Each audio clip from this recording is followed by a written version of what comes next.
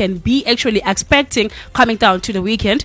This is going to be something that is going to be a great as well, because I'm joined in by a man who played rugby. In fact, like now when he said we're going to be touching base with Super Rugby. Super Rugby is coming back on the 31st of January this year, 2020, and it's going to be interesting. Tell me, it started obviously with some friendly warm-ups and matches here and there on Sunday. It was a Sunday hero, and yes, but the man that is going to be telling us about more of this, it's actually MartinBiggyMhlanga. Martin, good afternoon and welcome to the Sports Circle.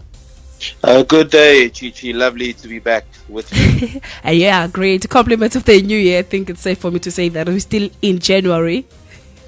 Thank you very much, and same to you. Hopefully this year will bring some luck, and maybe some of us will win the lottery. Who knows?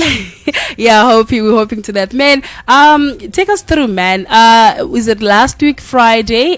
We had to see, obviously, through some of the warm-up matches just before the start of the Super Rugby 2020. We had to see friendly warm-up matches. There were so many games that were happening, and there were so many characters that are actually being eliminated on there. There are so many people that were actually happening in the FNB Stadium. Can you brief us through this? The match that happened last week Friday. Oh, Sunday, in fact. Sunday, yes. Sunday I was about to say, on Sunday, and this is the second competition that we've had, and it's a great initiative from Super Sports, Vodacom, and the Marvel entity, where they brought a second edition of that. And I must say, we had some exciting rugby with the Sharks versus Stormers. Stormers was victorious in that 21-19, and then you had the second match between the Blue Bulls and the Lions in high altitude with a 40-35 win there. It was quite an exciting games to watch. We saw both teams quite younger teams coming into this year's Super Rugby season with new coaches looking to just diversify what they're doing, and also just bringing a different perspective into what they want to do. And we saw a lot of attack play, a lot of the young boys coming in from the younger structures and actually putting their hands up. You saw Skumbuza Noche now forming part of the Sharks. He did brilliantly in attack and defense. Ox was just smashing the Stormers in scrums. They had to actually keep on changing the front line to compete against them. So he's looking also to compete now in the Super Rugby, coming from the Pro 14 and actually make his mark. So I'm pretty excited as to what we can see in this year's Super Rugby from the South African side. Interesting indeed, because I'm also looking forward to see what this new season has in for us. Let's just recap a bit, maybe just to look into which game actually caught your attention through the last season of last year, 2019, into the Super Rugby 2019, and now before we come into the new fixtures that we have for 2020. So I don't really have a specific game, but one team that I must say that caught my attention was the Jaguares. The Jaguares have been working the past 4 years, rebuilding their structures, finding unity in preparation for the Rugby World Cup. As you know, the Jaguares represents about 90 players that play in the Jaguares squad actually represents Argentina. So Coach Gonzalo Quesada has done a very brilliant job in working on their folding structures, working on their attack structures, and actually building a bind and uniform structure between that team. And you could see where they attack set pieces and them also transitioning to defense. It was quite relentless. They kept on pouncing. I mean, in the whole season, they only lost 5 games, and that was in the first half of the Super Rugby season. And going towards the end, I'd say they came apart where they were burning out a bit because player management wasn't that well, but they carried through that spirit from the start to the end, and the Jaguares just stunned me. And I really hope they can carry it forward now in preparation, better preparation for the next World Cup, and maybe just be more broad, not try to pack all the Super Rugby players in one squad, but I mean, that's the Argentinians' most competitive tournament they play in. So maybe we'll see some more players coming through, and this is the opportunity for a coach to take 4 years to rebuild the structures, put in some fresh legs, and build towards the next World Cup. Interesting indeed. Now let us come back to 2020, a brand new year, of course, and looking into the fixtures, obviously. Before the fixtures, Lucanio M was also given the big title, the captain. See, he is the new captain of the Sharks. Your thoughts about his new role at the Sharks currently?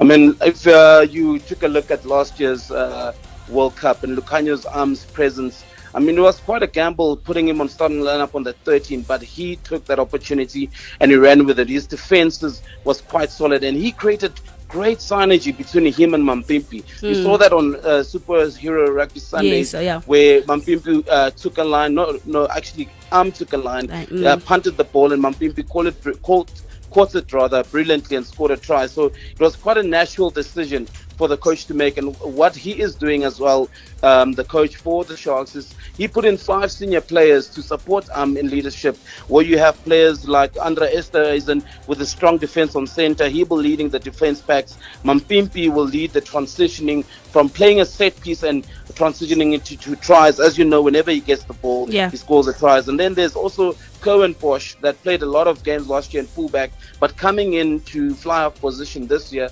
A fly-off position is one of the important ones on the field, and it's a partial and crucial leadership position. And it's said that after Am's reign, Bosch is to take over from him. So the coaches come in and put in some great structures, and we are yet to see some exciting rugby from the Sharks. I think I'm happy. How are you feeling about him, about this? Yourself. I'm quite ecstatic. You're I'm quite excited happy. to see.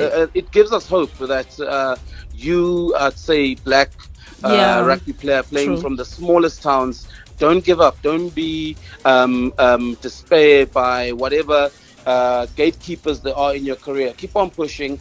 Keep on playing. You'll get that opportunity. And listen, now we see Yankees with the Lions captaincy, Kolisi, Stormers captaincy, with the Sharks captaincy, the Blue Bulls. Please taking some time to catch on, but maybe they'll also see the light, because right now I'd say the coaching system doesn't play a big of a role, because it's talent and raw talent, and that is what the Sharks are showing us. I was about to ask, what exactly do they look for when they are about to say you are going to become the captain of a certain team? I was about to ask, what exactly are they looking for? So it's about a player's gameplay, the impact they make on the field, how the other team members listen and adapt to his play. So it's not actually about me being the star of the team, no. It's about how a player, even without a position, takes leadership and how the rest of the team perceives that. And has been quite brilliant. We saw it last year in the World Cup. Even on attack, he wasn't the captain, but even on attack, you can see how he was directing those defense places. He was taking in the first hits and leading from the front. So that is the captain or the individual you're looking for to lead your team. Someone that will lead from the front, take the hits, and always be partial about whatever they decide on the field. Okay, now Martin, we're coming to the fixtures. That it's going to be starting new, the Super Rugby on the 31st of January. We're going to be having a front. It looks like the draw. I even like seeing this draw, because it's going to be, let's just round things off just to look, maybe to take a guessing game of what's going to be happening here. Because on the 31st, the Blues are going to be with Chiefs, and the Brumbies are going to take on Reds, and Sharks are going to be with the Bulls on the 31st. My focus is mostly on our Sanza teams, the South African ones. I'd say the Crusaders has had a long reign of success, and now our teams are also looking to transition not just into gameplay, but they're looking to fill up their stadiums. They're looking to play a rugby that we all want to watch, and so on, being successful. And then when you look at the Sharks versus the Bulls, looking at the rugby they played this weekend, Sharks were denied 1 try with that a Fassi that had a brilliant step, excellent ball retention, and excellent line cutting to score that try that was denied. So if that try wasn't denied, they would have won, and they played brilliantly. And also the Bulls with a classic smash and grab rugby that they play, now finding more structure with Potu Yiman leading them, and also they're looking to just be able to better adapt those youngsters coming through. So that the 31st is seen to be a good fixture. And I think going through the Stormers as well as the Lions, they're also looking to make their impact. And is it maybe the Stormers' year this year? I mean, in 2010, they lost out of the World Cup. In 2011, they lost, in the final, 2011, and they haven't been the last 4 since 2012. So this year they have a strong 7 Springboks in the front row. So imagine playing at a tight 5 of all Springboks, and they're about to bash you forward. So Stormers are looking also to play some brilliant rugby and adapt that the bomb squad approach that the Springboks had, whereby when the bench comes in, there's no difference of the performance that you'll get. There's no uncertainty. So I'm just looking forward to some great South African outfits out there putting their names up. And I'm also glad, I need to mention, to see Abongile Mpontwana that's back at the Bulls. He was at the Stormers rather at the Cheetahs playing Pro 14, but he wants more game time. He had a great impact in the Bulls game on Saturday, so I'm excited to see his game. As exciting as it is, you can never be excited as me, because I just see the Super Rugby 2020 lineup or the draw that has been made so very, very crucial and very, very looking good. But we're hoping to see more of those great. Let's just close things up now. Let's just wrap it up. They've been, I don't know if it's the rumors, they saying that the world champion Springboks, they could come to Nelspruit to play the All Blacks. Do you think that can happen? Because apparently just recommendations for now. Yeah, but if the new director of rugby, Rassie Erasmus, can make an informed decision and recommend that, I think they have to consider it.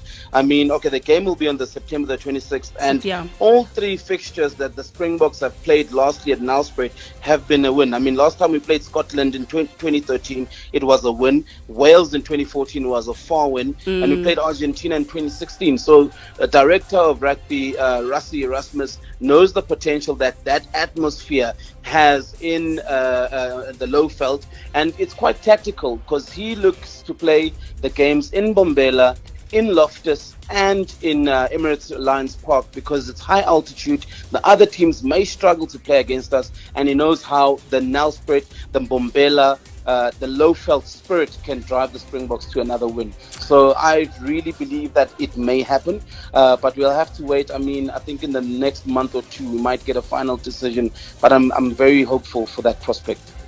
Thank you so much, Martin, for your time. We will keep in touch. Obviously, when the Super Rugby 2020 starts, we'll keep in touch. Thank you so much for your time. Chichi, thank you very much. You're welcome. Well, that was MartinBiggyMhlanga, our rugby analyst for the day, looking into the Super Rugby 2020. In just a few days, we're going to be saying Super Rugby 2020 is going to be now all about rugby all round out. Let us take a quick short break. When we're coming back, we talk things of football. You're tuned in to Wiggle Tunes, your number one streaming radio. Yo, what's up? Baby, on www.wiggletunes.co.za. Wanna take your brand everywhere? Switch to digital today and stand a chance of being seen by thousands of internet and mobile users. With more than 15 years of experience, Wiggle Digital Marketing has been providing quality digital marketing services in South Africa. We bring solutions that revolutionize the digital space, coupled with a variety of results-driven solutions such as website development, graphics design, logo design, business cards, app development, social media marketing, search engine optimization, content marketing, website maintenance, and website revamps. Make your brand recognizable. Contact our digital experts today. To get a quote, call us at 087-943-9393 or send an email to cr@wiggledigital.co.za.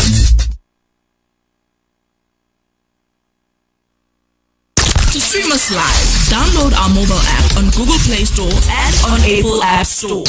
This station is now the ultimate power in the universe.